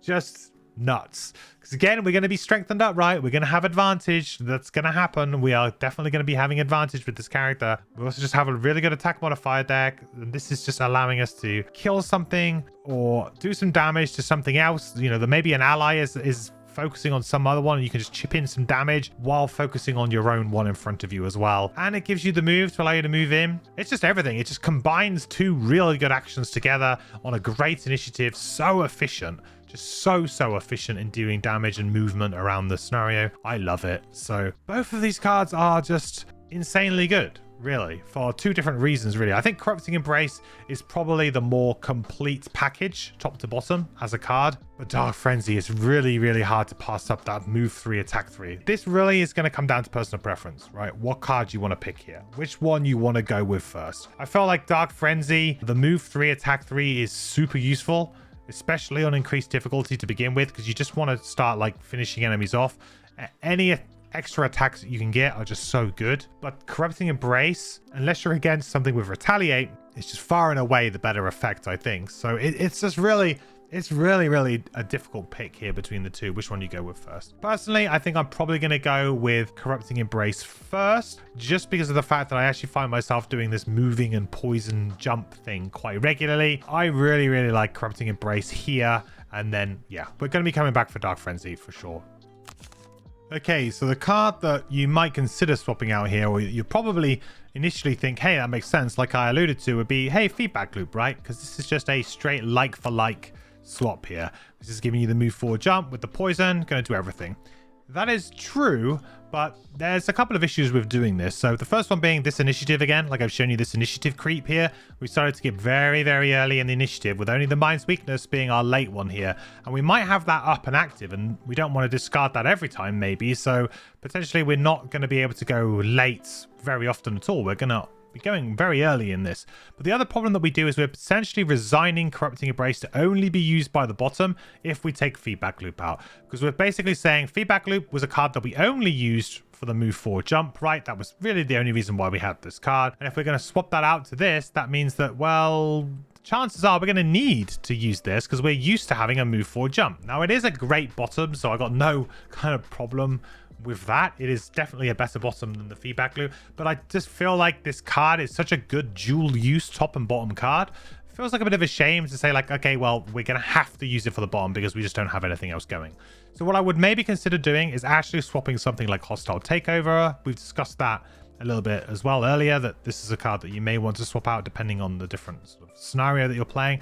The same can be true for Fearsome Blade. You may not need this push. Maybe you've got lots of other allies that have push, so they can push things into traps, or perhaps the enemies don't have Retaliate, so you don't necessarily need to worry about that Retaliate sort of damage that you might take as the Mindthief. So this is another one that you could get rid of. But what I'm trying to say here is really you want to try and keep a late initiative, and Feedback Loop is great for that. But also you want to try and use Corrupting Embrace for the top as well as the bottom. So I mean, the best strength of this card is nuking down an enemy very quickly with this, the Mind's Weakness, and Brain Leech, right? You have the Mind's Weakness up, then you go Brain Leech, attack for 3, strengthen yourself, and then you go absolutely to town with this and just destroy an enemy and potentially just kill an enemy outright in a single turn. So there's some really powerful things you can do with that. So I think we're probably going to end up dropping Fearsome Blade here for Feedback Loop. I think that's fine. I do sometimes miss this though because of that Retaliate, like I said. So keep an eye on it. This might be a card that you might need to bring back. And if you do, I think the cards you're going to be looking to swap out are stuff like Hostile Takeover, maybe even Cranium Overload here, because the move 5, say, doesn't really do, really you're using this as a move 5 predominantly. And this is a move 4, which does most of that for you. So another fair swap here would actually be to just get rid of Cranium Overload, keep Fearsome Blade in, and do it this way. This is another absolutely fine way of doing it, because really, you know, the Cranium Overload is mainly used for the bottom. I say Corrupting Embrace has got a good bottom, but yeah, maybe again you get the same problem though with Feedback Loop, where you end up needing to use this for the bottom. Not so sure, but yeah, I think any of these swaps are fine. Okay, let's go to level 7. So at level 7, we don't care about any of these two cards. We're going to go back and take Dark Frenzy. Yeah, true, but let's talk about them so that we can actually see why that's the case. So Vicious Blood is an augment on your melee attacks. Gain Retaliate 2, attack 2. This is actually kind of spicy and has some fun interactions at times because you have lots of attacks. So for example, if you have this up and you play Corrupting Embrace, you're actually going to end up getting Retaliate 4 because you're going to build up stacks. So this is Retaliate 2 on each of your melee attacks for that round. So you can definitely stack up this Retaliate, and it's kind of cute. It's kind of fun, but unfortunately you don't have much sort of health. So even if you like pair this with another augment to get shields, it feels very long-winded, you know. And also Retaliate, right? It says gain Retaliate 2. Well, why don't we just attack for an additional 2 instead? It's kind of like the same thing, except one way we get to kill an enemy before they get to do anything back to us, whereas this one we hope that an enemy is going to hit us, or we need an enemy to hit us in order to do the damage. Yes, Retaliate goes through shield, so it can be better. It is like pure damage. It just goes straight through that. But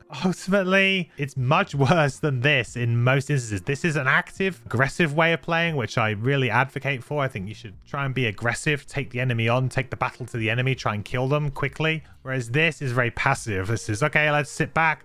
Let's get this Retaliate on and let's hope that they attack me, or let's try and encourage that. Also doesn't do much against ranged enemies if they try and move away because it's not ranged Retaliate. So interesting and kind of fun for an odd build, and you can certainly do some funny things with it, but it's not particularly strong. 83 initiative, late again for these augments. This one's actually an 80 initiative augment. Look at that, breaking the trend there of the 70 initiatives. And on the bottom you've got move 2, attack 2, which is okay, I would say. Mind's Weakness obviously turns this into a move 2 attack 4 potentially, so not bad. But we have Dark Frenzy here, which is a move 3 attack 3 at range, create ice, and you get 1 XP. So it's an attack 3.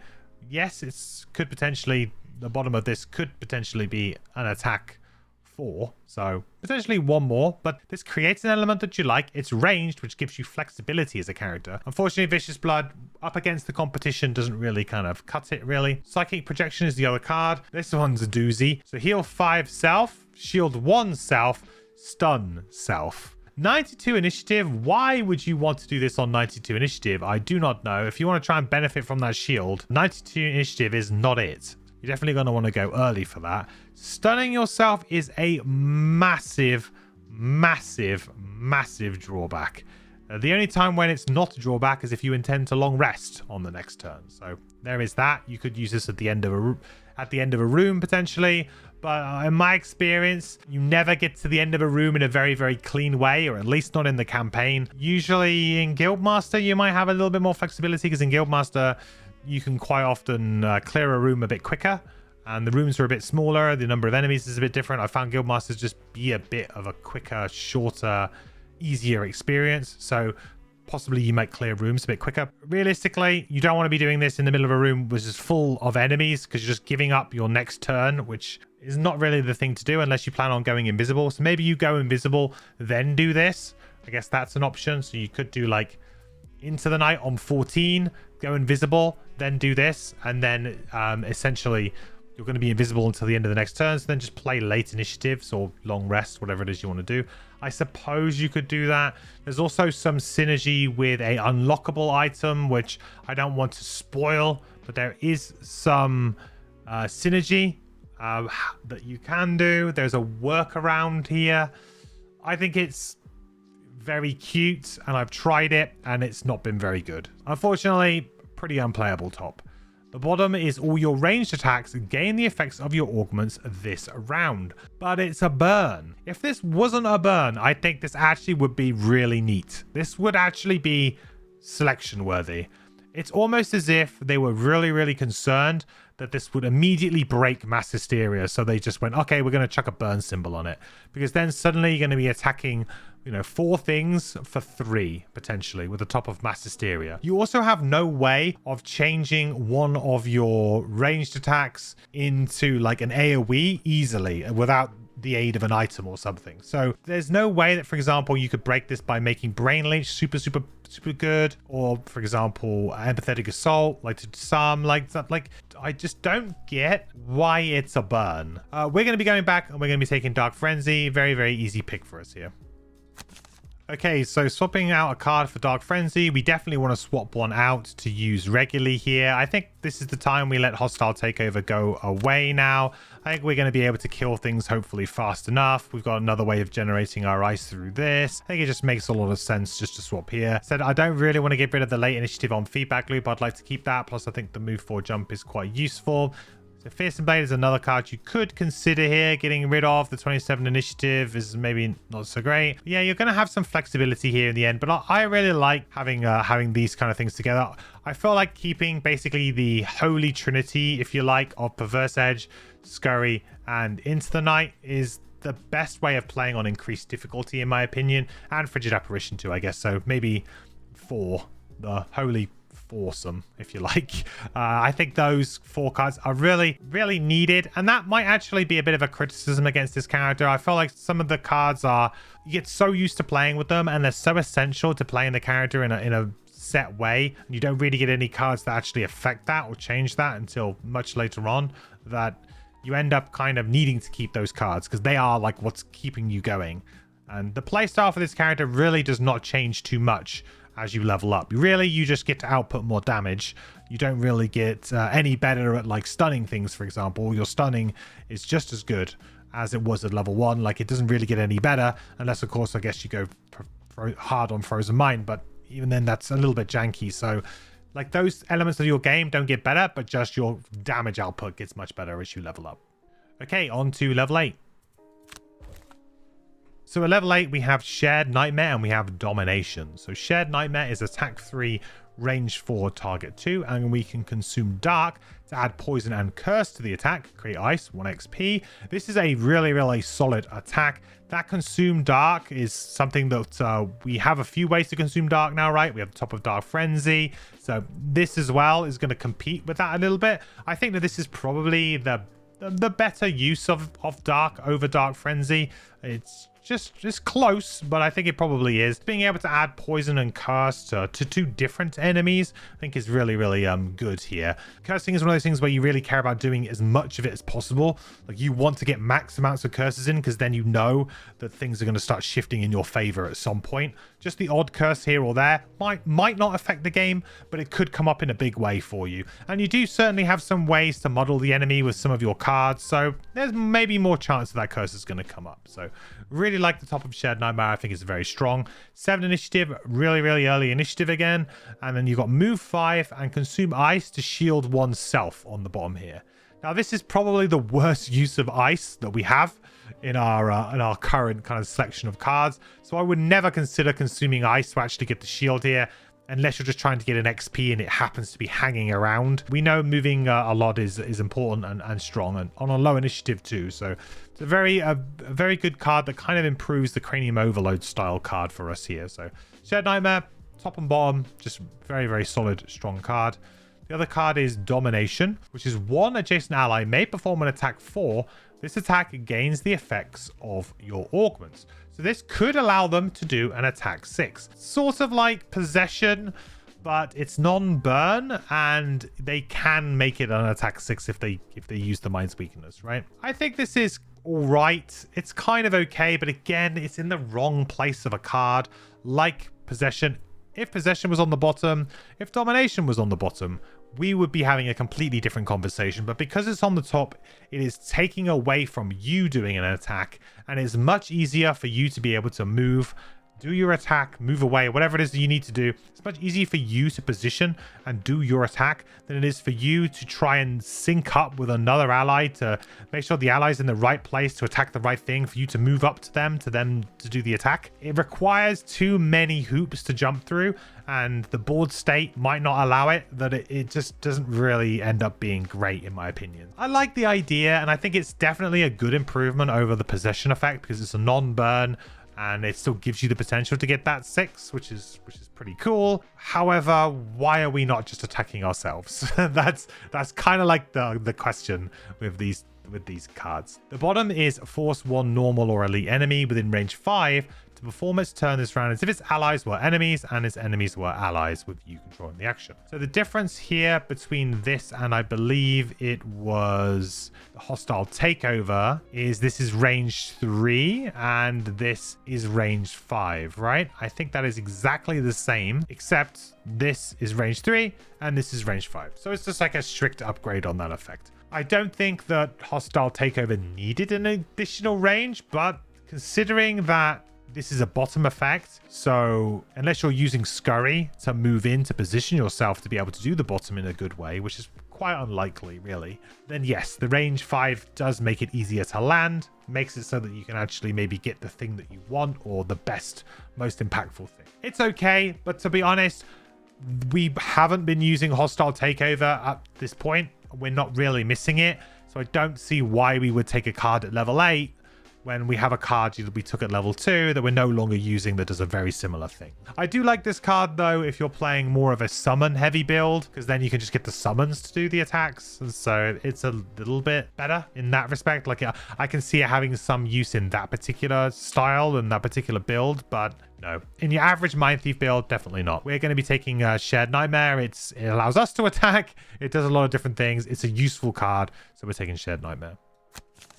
Okay, so the card we're going to swap out here is going to be Fearsome Blade. I think we can quite comfortably get rid of this push now. It's still going to be something that you might consider when you're against something with Retaliate or if there's a lot of traps, but hopefully you don't really need it. Now that we've got some ranged attacks here that we're going to be able to use, I feel like it's a very good sort of swap, very simple swap here, because we now got plenty of ranged attacks with Dark Frenzy and Shared Nightmare that we should actually be able to like meaningfully do some damage to some things with Retaliate. We don't necessarily need to worry about it so much. Fearsome Blade is one of those cards that's been kind of probably in and out. If you've been playing, you've probably found that this card's been in and out for you anyway. Maybe you've even swapped it out much earlier than me. I mean, I would think that's fine if you don't think you need it for traps or for Retaliate, but I find that having it on increased difficulty quite late into my my character growth is usually good. So yeah, I think that's a pretty fine swap now. We've got plenty of ways of interacting now with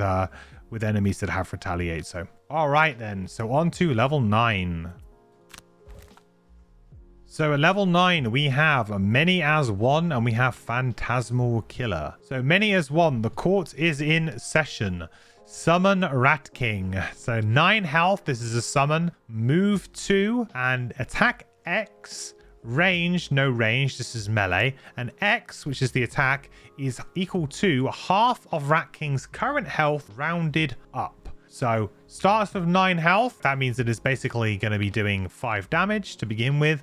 And then obviously it will go down. There is an enhancement slot here for you to be able to enhance the health from 9 to 10. Not that that really matters. Rat King is one of those kind of summons that has a special place in a lot of people's hearts. It's a very cool summon. It's very fun, I will say. I've really enjoyed playing the Rat King, and a lot of people have. And it's got a reputation, quite rightly, as basically the king summon. So it's very, very cool. Very interesting summon, very unique way to do damage. It's a shame that there's no way to maybe kind of artificially enhance this even higher. Like I kind of wish that there was some way that we could like augment the health even higher through some other means than just enhancing it. And yeah, that's a little bit of a shame, but I guess then it would be maybe too good at that point in time. But ultimately, is it a really, really strong summon? Probably not. But it is a really fun summon to play, and then once it takes some damage, you want to heal it up because you want to keep it alive, but also because you want to increase the damage that it can do. The bottom of this card is Aura. All allies within range 2 will add plus X attack to all their attacks this round, where X is the number of your allies within range 2 of you. That's 2 XP, and that is a burn. Quite a mouthful, but to break it down, you do not get this effect. It says all allies within range 2. You are not an ally of yourself. Kind of weird, I know, but whenever it says all allies, it's referring to everybody but you that's on your team. Summons would get the benefit here. Obviously, other mercenaries would get the benefits here, but you yourself do not. Range 2 is quite restrictive. It's not a huge area, so you would need to make sure that you are kind of in a really good position to make this work. And potentially, say if you were playing 4-player and you had a couple of summons, you know, this could be like a plus, this could be something like a +5, a +4, or +5, right? In an ideal world. And that'll be all of their attacks will get that. Now, that can be completely broken. It really can be. In certain situations, this will just pop off and go crazy. Definitely something to consider. But ultimately, as is a burn and it's a single round effect, I don't think the average player and the average party is really going to be able to use this in a good way. It very much requires a lot of setup. It requires you to potentially combo it off with another card. So, you know, I'm thinking you'd combo it off with Inferno, the level 9 Spellweaver card. You'd be basically trying to build a broken 1-round combo is what you're trying to do with this card. That's fun when you're playing like in Guildmaster and stuff, but it's not going to like win you the campaign, for example. So it's maybe not a good thing to try and do when you're trying to make good story progress and complete scenarios. But if you're trying to just mess around and have fun, could be a lot of fun. The next card we have is a Phantasmal Killer. Now this is a bit more practically good. So this is another augment, and it is on your melee attacks, consume dark to kill one normal target instead. This is attack 2. So this is a non-burn way for you to be able to instant kill normal enemies. Now, this is always broken and way too strong in Gloomhaven. So if you see this, you pretty much always bite their hand off, you know, and laugh about it, because really this is, you know, what you really are looking for as a damage dealer. You're looking to not even have to deal damage, just kill things outrightly. And you have plenty of ways to make dark on this character. Very easy ways for you to do that. Only being able to kill normal targets is a shame, but honestly, if this could allow you to kill elites too, it would be way too strong. On the level 9 scale of brokenness, I don't think that this is, you know, really as crazy as some other level 9s are. I feel like this is strong and obviously meant to make you feel very powerful, but it is not going to just instant win you scenarios like maybe some other level 9s do. This is probably the only augment that is better than the Mind's Weakness, but again, it's only better than the Mind's Weakness against normal enemies, right? And when you have that dark element to spare. The bottom is move 2, loot 1, and invisible self create dark. 67 initiative on this card in general, so yeah, so initiative, kind of late, but not really. The invisible on the bottom here, very, very useful. This is just a straight upgrade, in my opinion, to Into the Night, because Into the Night, you're mainly using it for the invisible effect here on the bottom, and this actually gives you a move and invisible. So this actually kind of covers off almost 2 cards for you here. This actually frees you up from maybe not needing Scurry and Into the Night, because now you got that move invisible, whereas before you were having to go move on the top of Scurry, invisible on the bottom here, right? You were playing 2 halves of a card. This now basically gives you both halves of them together in one single action. So now you can just do whatever you want with your top action, which I think is super useful, and also gives you some flexibility at level 9 to maybe drop Scurry and Into the Night together, and then maybe go with something else, because you may enhance the range on Perverse Edge, so maybe you don't really need that Scurry anymore. These are like the things that you can start to do at level 9. It like opens that up for you. Phantasmal Killer is going to be the pick here for me. Invisibility is incredibly strong. Killing things is incredibly strong. It's not the funnest of cards. Many as one is definitely the funner of the 2 cards. But if you're looking at pure power level and trying to compete and win the majority of scenarios that you play, I don't think Many as One will help you win as many scenarios as Phantasmal Killer will. So swapping out a card, like I alluded to, really this card actually allows us to drop maybe 2 cards, because now we can get rid of Into the Night, and potentially we could get rid of Scurry here, because we don't care so much about getting into that door and going invisible on the door by using Scurry to move onto the door and then Into the Night to go invisible. So now we've got Phantasmal Killer. So this means you can start to look at bringing some other cards back. So that Fearsome Blade could come back. You've got the Cranium Overload could come back. Hostile Takeover, Mass Hysteria could come in. You've got lots of cool options here that you can start to kind of mix your cards up right at the very end. I really like actually that Phantasmal Killer does give you that bit of extra flexibility. Actually allows you to swap 2 cards out. You may have already got rid of Scurry, to be honest, because maybe you just sort of realized that you didn't need it anymore if you're playing on lower difficulty. So that might have gone a long time ago. But for me, I generally play the Into the Night Scurry combo until level 9 pretty much, and also potentially Scurry Perverse Edge combo too. But hopefully you've got some enhancements here. Hopefully this now has +1 range on it, makes it a little bit easier for landing. So really you don't need Scurry anymore. Okay, so I will put up on screen now all of my level 9 card selections for you board game players. So if you'd like to pause the video here, if you're playing the physical game, and get a glimpse of what the cards look like in that version, then you can do that now. Okay then, let's go and take a look at perks. So perks for this character are pretty straightforward and very, very powerful. We're going to be able to get our attack modifier deck into a really, really lean, mean fighting machine. One thing that you do need to look at though, and in digital, if you don't scroll down, you'll miss it, is the ignore negative scenario effects perk down here. There are some really nasty negative scenario effects you will come across. And I mean really nasty. Ones that will make the scenario much, much harder for you. So I do really advocate for taking this now, actually pretty early. I never used to. When I initially played through the campaign, I actually didn't really value this particularly that much. But the more I've played, actually, the more that I see that this is actually just very strong at mitigating some of the issues that the certain scenarios will pose to you. So in fact, as early as scenario 2. So if you were to manage to get yourself to level 2 by the end of Black Barrow, Barrow Lair actually adds in 3 curses into your deck. So if you had this, you wouldn't take those 3 curses. So worth maybe bearing in mind if you have struggled a little bit with Black Barrow, so you've ended up actually like leveling up before you got to scenario 2. I know a few new players who are just learning the game have maybe played that scenario a few times over, found themselves at level 2. So if that is the case, then actually wouldn't be a bad idea to do this, because that immediately mitigates those 3 curses that you get at Barrow Lair. But otherwise, you're probably looking to basically just thin your deck in this kind of order. So you're going to go for consistency. Next up, you're going to go for intensify. After that, you're going to go for meditate. Then I think you want to go for dust, because now you should be probably around about level 4. You might be like level 3, but you're getting towards brain leech level. So once you start getting strengthened reliably, that's when you can really, with confidence, use dust. So once you know that you're going to have that strengthen and you're going to be able to reliably get that strengthen effect off, then you can basically start to remove these, because you're going to be less worried now. And now you're really going to be just trying to draw hopefully like this plus this, or this plus this, this plus this. Like that's what you're trying to do, right? If you're strengthened, you just want to get a very thin deck with lots of plus numbers in. I'll finally go down and take this if you haven't taken it before. But like I said, really up to this point, you could have taken this at any time. Next, we're going to go for freeze, getting some extra +2s to improve our damage output and also create ourselves some ice, potentially, you know, when we flip a card instead.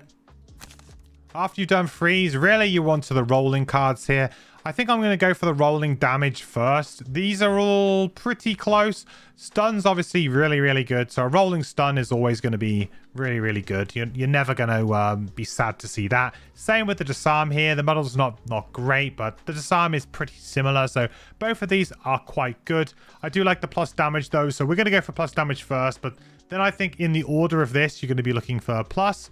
Then you're looking for stun. Then you're going to be looking for disarm. Then you're probably going to be looking for immobilize or muddle, potentially.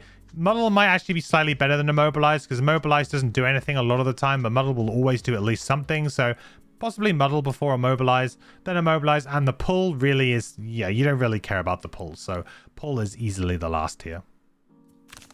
Okay, great. Let's go and take a look at items. So before we go fully into items, I do want to do a short spoiler-free items section here, just for people who are playing the board game who maybe don't want to have spoilers on items, because unfortunately, once I click on the items in Gloomhaven Digital, it's just going to show you everything that I've unlocked, which is everything in the game, so, and including character spoilers too, so there'll be item spoilers and character spoilers. So this is a way for us to just like talk briefly about starting items. So I think you want an invisibility cape. I think you want boost of striding. I think you want a minor stamina potion. The invisibility cape is just so that you can go invisible on a turn when you don't have Into the Night for whatever reason. It's either in your discard pile or you just don't have it available, or you want to play something else instead of the bottom of Into the Night. It just helps keep you safe, really. Boost of striding is really good for just adding movement on, because you do struggle with movement on this character to begin with, and it's nice to be able to always add move to an effect that has jump. So feedback loop, change that to a move 6. That will definitely get you to wherever it is that you need to be. And a minor stamina potion, really just to be looping that perverse edge stun, really, so that you can continually do that and make ice and stuff like that whenever you need to. It's really good. Other items that you might consider is you might consider the poison dagger to be able to add poison to an enemy. That can be quite good. You can use a minor mana potion potentially to be able to create ice when you really need it, or dark in the future when you really need it. There are some head slot items that you get unlocked and that you find later that are very useful. This character is all about card recursion. That's all I'm going to say. It's all about just recurring cards. So stamina potions and anything that allows you to recover cards is always going to be a winner. So just keep an eye out for that. Okay, great. So now we're going to head into the spoiler section. So turn off now if you don't want to be spoiled on any unlockable characters or extra items in the game. So for head slot item, really, you're going to be looking for something pretty crazy. A empowering talisman is really good, or a pendant of dark packs. So you're looking for ways to be able to get small items back on this character. Hawk Helm can be useful in certain situations. I've seen Hawk Helm be quite good with Perverse Edge, for example, being able to increase that range out. Can be quite good with, like, you know, Hostile Takeover as well. So there are situations where Hawk Helm can be quite good for this character. So that could be one that you have in the interim. Eagle Eye Goggles is something that I don't think you really should go for, because I think you should be able to manage your own strengthen, stuff like that. Heavy Bassinet is the item that I alluded to with is it Psychic Projection, the weird synergy that you have with this card. So you can make yourself immune to stun. So by making yourself immune to stun, you don't take the stun effect of that card. I've tried this, it's still not very good. Plus, you don't have the perk to be able to wear armor, so those -1s do go into your deck. So that kind of sucks. So, but that's why it's bound here, is because I have been trying that out, and I can report back that it is not very good. Yeah, Pendant of Dark Packs is probably your kind of go-to, really, I would say. This is like your high-level, top-tier item that you're looking for. You're going to be able to get 2 small items back, hopefully like big potions, big stamina potions, or star earrings, things like that. Really big broken items you can get back.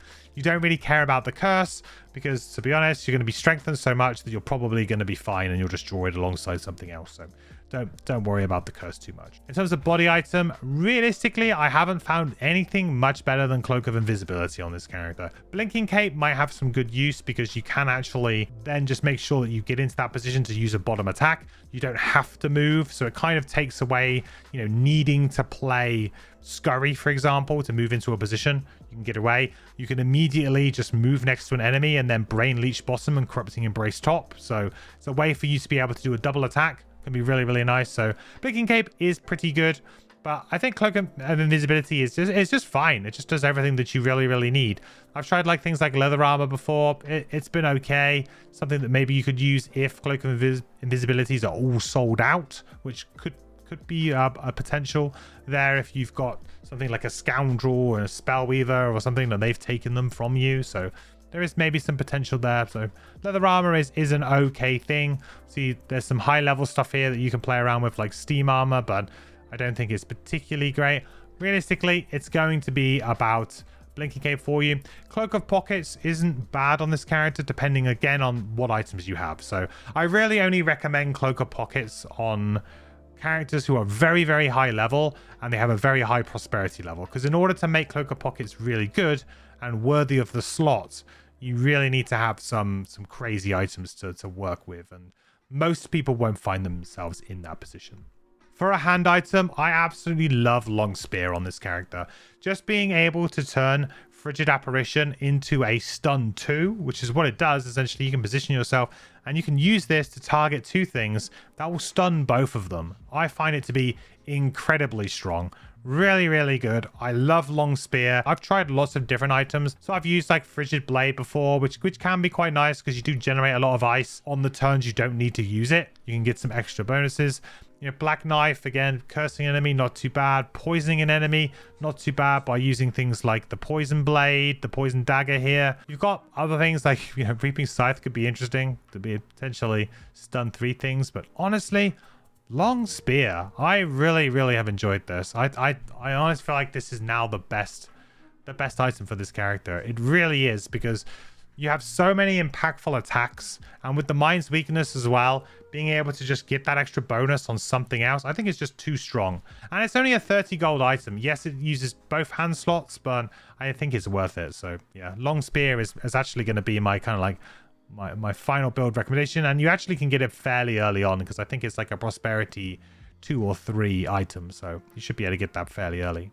For leg items, I think really you just want plus movement, so you're going to be probably looking at like boots of striding. Really, you're not going to need much more than that early on. I think as you level up, you actually get access to some really, really nice big moves. So you could potentially actually use something like endurance foot wraps here. It's just something that can give you a little bit of value off of your moves. You could also actually consider using some of the boots of speed or the boots of quickness to potentially increase your initiative if you really need to. It's not often that you need to decrease it, but maybe occasionally you might increase it. But yeah, chances are you're just going to have boosted striding, and you're probably just going to roll with them for the entire time and maybe upgrade yourself to some of the better ones as you go along. I like endurance foot wraps if you find them, because certainly at high levels, you're actually gonna get this heal 1 fairly regularly. So for small items, really, you're just looking for all of the card recursion. That's really what you want. And anything else situational that could help you. So you're going to want major stamina potions. You're going to want minor stamina potions. You might want a minor mana potion. I don't think you need to worry about power potions in any way. They're more for AoE style characters that can target multiple things.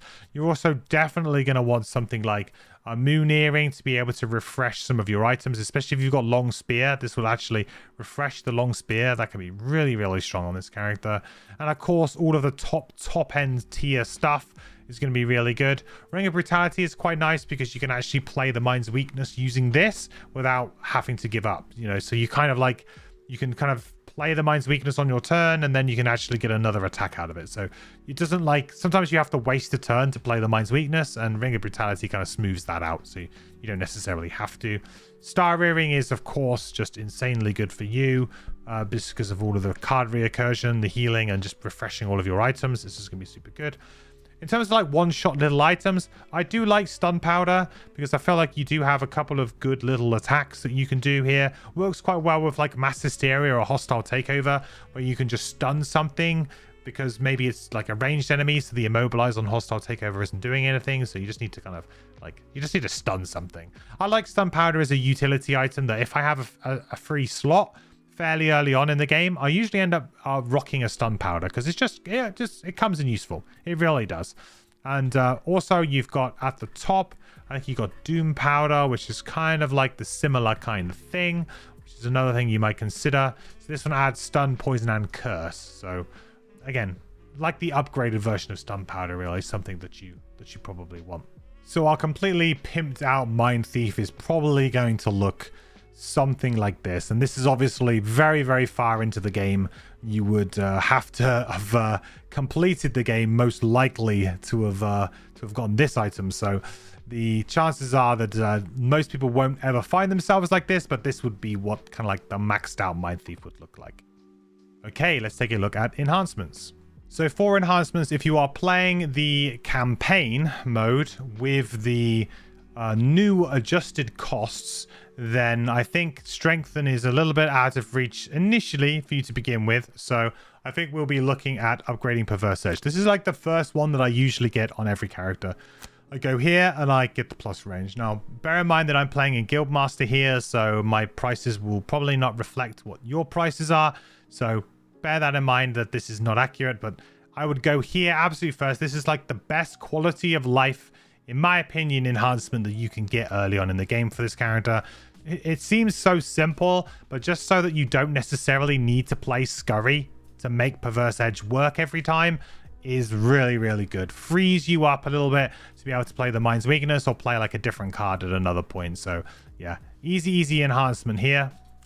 If you are looking to chuck a second enhancement onto Perverse Edge, I can really recommend chucking on Wound here as well. I think that's really, really good. It's expensive, but Wound plus Stun is always just a really, really good combo because you stun the enemy and then they're going to take a point of wound damage while they're stunned. And at the beginning of the next turn before they take their turn, they're going to take another point of wound damage. So it's like a guaranteed 2 pure damage, if you like, to an enemy, as long as they're not healed by an ally or something like that. So yeah, I think like adding Wound is incredibly strong to this kind of card too. If you are playing on the Guildmaster mode or you are playing on the original campaign enhancement costs, it's really, really hard to not just recommend you get this for 50. Like, in a way, I really wish this didn't exist for this character because I feel like this really enforces a build on this character that I don't really like. I think it makes you less flexible because as soon as you get this enhancement, there is nothing better than you can do than to just move and strengthen yourself all the time, and that becomes really hard as a player to detract from because you're just constantly basically strengthened and it becomes incredibly strong. It's a problem that I think that this character quite uniquely suffers from. Yes, there's some other characters that get it that's quite broken, like the Spellweaver, for example, on the bottom of Mana Bolt. It's incredibly strong. But this character has such a flow to the way that they play their cards that I think just, having to... You're basically keeping Empathetic Assault in your hand all the way up to level 9 just because of an enhancement that you might have bought on it at like level 3 or 4. And that's... in my opinion, I don't think the rest of the cards are very good, but as soon as you put this enhancement on it, it's incredible. So it's a really odd one, but I can't not make a guide without recommending that you do this if it's 50 gold. Even if it's the increased costs, it's probably worth it at some point. Other enhancements that you might consider is you could actually consider chucking the Wound up on the top of Frigid Apparition. I think that this is really nice. It actually gives you the same kind of effect as on Perverse Edge, right? Being able to get that stun and that wound on. I really like the pairing of those two kind of conditions together. I think it's super synergistic and they work really, really nicely together. So you could chuck a quick Wound on there. You do also have the opportunity to upgrade the move and the attack on Scurry. Quite a nice idea to add an additional move onto Scurry. Makes it a little bit easier for you to be able to get in there. If you are playing in the campaign and you are hopefully playing with the new costs, remember that you can refund costs. So if you do find yourself in a position where actually I'm not really using, like, I don't feel like I'm using Scurry anymore, or you kind of side the card out. Same thing with Empathetic Assault, right? If you actually find yourself siding these cards out, not using them anymore, then actually you can just refund the enhancements, which I think is really cool. Once you've got all of the basic enhancements done, really you're going to be looking at, wish list kind of stuff where you have like hundreds of gold to spend, and you're going to probably be looking at upgrading Corrupting Embrace, either like the move or the attacks on the top here. You're talking about crazy money here, but if you do play on increased difficulty and you play the character at very high levels, certain scenarios can actually, can result in you getting out with 40 to 50 gold per scenario. So this is within reach of certain mercenaries and in certain scenarios at certain difficulties. So this could be done. And this is probably what you're going to be looking at. You could look at maybe upgrading some of the smaller things like on Hostile Takeover. I wouldn't really worry about it. I don't think that's a particularly great use of your stuff to enhance. I think it's a great use of your money. Really, then you're probably saving up for like broken items or, like I said, really, really strong enhancements for Corrupting Embrace. So there it is, my final updated Mindthief guide. A really interesting character, one character that I've played actually a bunch of because it is my favorite character to play on increased difficulty. So I always play with this character in increased difficulty because it's just got so many stuns at the beginning of the game. Such a useful character, so much damage as well. It is the best starting character in my opinion, although, Craig's probably going to hate me for saying that, but Cragheart's always going to be my favorite character, but objectively, I think the Mindthief is probably the strongest character out of the starting bunch, or at least right out of the gate it is for sure. To be honest, there's a few things about this character that I would change in the future, like that Empathetic Assault kind of enhancement on the bottom, I think really does make this character kind of more restrictive in the build, because when you have something like that that is just so strong, that might be just a small oversight by you know, the developers in terms of allowing that enhancement to exist, you know, you've now kind of warped the character to be, I want to keep all of these cards. And one thing this character really suffers from is their starting tool set is pretty much perfect. You don't really need much more. So whenever you're bringing cards in and you're unlocking cards, it always feels like you're having to sort of take out a good card to put in maybe a good card or maybe a not so good card. Like there's so many like awkward kind of moments when you're trying to figure out like which cards do I drop here, because I have so many good cards and I've got a set way of playing. And that's one thing about this character, it never really changes the way it plays. It plays right the very same from level 1 all the way up to level 9 really, with just a few different changes in terms of like how much damage you can do and stuff like that. It just doesn't really drastically affect this character, which is a bit of a shame, because I think this character is very, very strong. It's very thematic. It works really, really well. It's just a shame that, yeah, there's a few cards here and there's a few things, especially that empathetic assault enhancement dot, that really kind of throws this character into a bit of an awkward space at times when actually, do you really want to take those level up cards? If you did manage to get this far, thank you all so much for watching and soldering on. I really appreciate it. Don't forget to like and subscribe the video if you did. It helps me out so much here on growing the channel on YouTube, and I do really appreciate it. Also, come over to twitch.tv/mandatoryquest every Monday, Wednesday and Sunday, where I'm streaming Gloomhaven live. So come hang out, maybe play some Gloomhaven live with me on a Sunday, because that is when I play multiplayer with viewers. All right then, all that's left for me to say is thank you again so much for watching. I will catch you in the next video. Bye. I think still, yeah. Oh, Scout that's the blessing from Jam. Yeah. That's the blessing from. Isaac, at this point, can we get your approval to add an additional attack modifier deck for allies in the digital version?